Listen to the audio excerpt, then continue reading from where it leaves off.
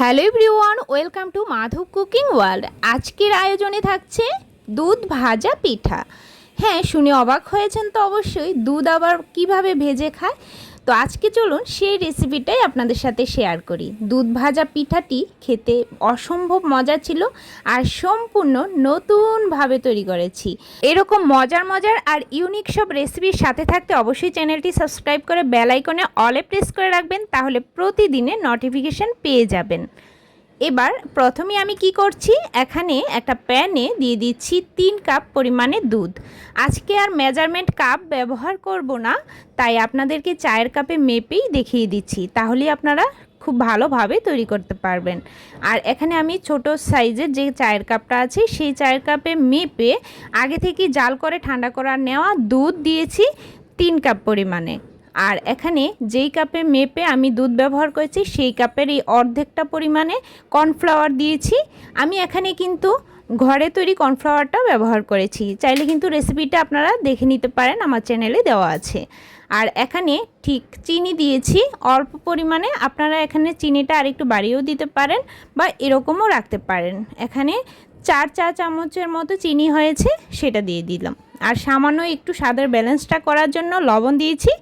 এবার চুলা জ্বালানোর আগে এই উপকরণগুলোকে খুব ভালোভাবে মিশিয়ে নিতে হবে। আর মিশানোর পর যখন আপনি চুলাটা জ্বালাবেন তখন দেখবেন যে সাথে সাথেই এরকম ঘন হয়ে আসছে, তাই চুলা আঁচটা কমিয়ে রেখে একটু কিছুক্ষণের জন্য ঘন করে নিব। আর সাথে সাথেই ঘন হওয়ার সাথে সাথেই কিন্তু নামিয়ে নিতে হবে।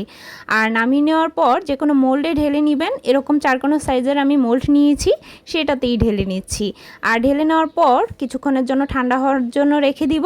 আর ঠান্ডা যখন হয়ে যাবে তখন আমি ফ্রিজে সেট হওয়ার জন্য রেখে দিব 1 ঘন্টার মতো। আর এদিকে ফ্রিজে সেট হওয়ার জন্য রেখে এদিকে আমি একটা মিশ্রণ তৈরি করে নিচ্ছি। এখানে দিয়ে দিচ্ছি কিছুটা ময়দা বা আটা, যেটাই দিতে পারেন। তো আমি এর সাথে কিছুটা জল অ্যাড করছি।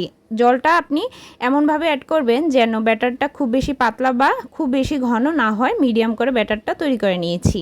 একটা সাইডে রেখে এদিকে আমি বিস্কুটের গুঁড়া নিয়েছি। আপনারা কিন্তু চাইলে এই যে ব্রেড ক্রাম্ব আছে সেটাও কিন্তু নিতে পারেন, তবে হাতের কাছে বিস্কুটের গুঁড়াটাই সবার কাছে অ্যাভেলেবল থাকে, সেজন্য নিয়েছি। এদিকে ফ্রিজ থেকে 1 ঘন্টা পর সেই দুধের মিশ্রণটা নামিয়ে নিয়েছি। এবার একটা যে কোনো প্লেটের সাহায্যে মোল্ড আউট করে নিব। আর মোল্ড আউট করার পর ঠিক মিশ্রণটা এরকম হবে।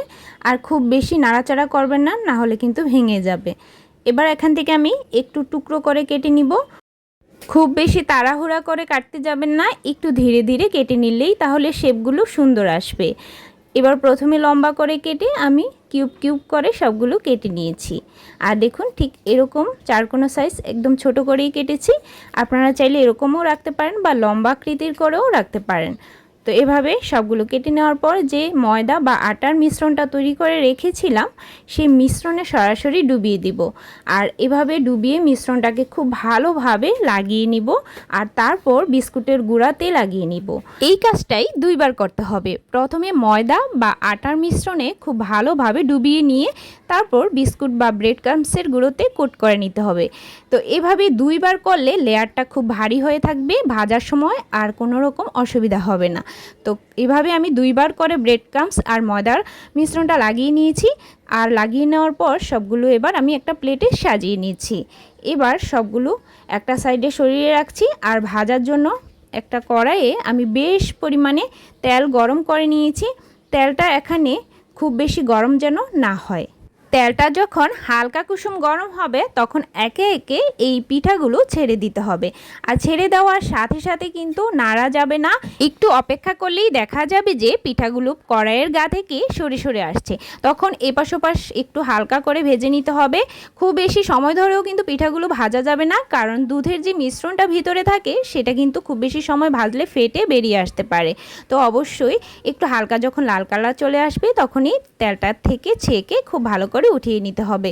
এই রেসিপিটা আপনাদের কাছে কেমন লাগলো অবশ্যই কিন্তু কমেন্ট বক্সে জানাবেন। আর লাইক আর শেয়ার করতে কিন্তু একদমই ভুলবেন না। যদি রেসিপিটি ভালো লাগে চ্যানেলটি সাবস্ক্রাইব করে বেল আইকনে অলে প্রেস করে রাখবেন, তাহলে প্রতিদিনের নোটিফিকেশান খুব সহজেই পেয়ে যাবেন। আর আজকের মতো এ পর্যন্তই। সবাই সুস্থ থাকবেন, ভালো থাকবেন। ধন্যবাদ সবাইকে।